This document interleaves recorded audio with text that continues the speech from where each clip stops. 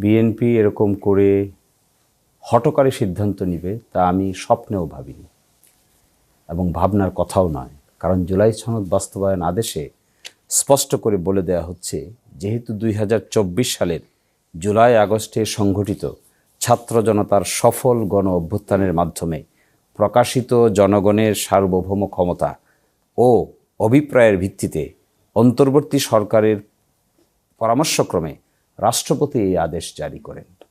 তাহলে এই আদেশে জুলাই এই সনদটাতে বাস্তবায়ন করার জন্য রাষ্ট্রপতি একটা আদেশ জারি করেছেন। আর রাষ্ট্রপতি যে আদেশটা জারি করেছেন, ক্ষমতা পেয়েছেন কোথায়? অভ্যুত্থান থেকে, কোনো ব্যক্তি থেকে না, কোনো সরকার থেকে না, মাস আপসার্চ থেকে। এর পরিপ্রেক্ষিতে তিনি আদেশ জারি করলেন। এই আদেশে বলা আছে 8-এ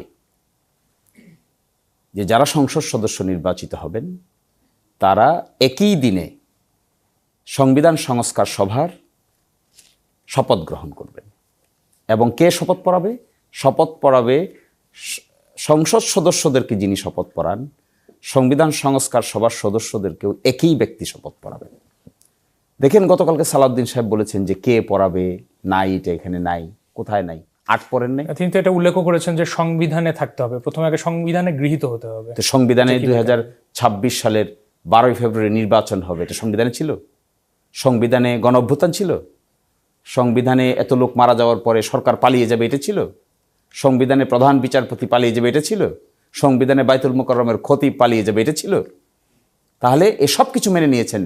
এখন এসে যখন সংবিধান সংস্কারের প্রশ্ন আসবে, এখন বলতেছেন সংবিধানে নাই।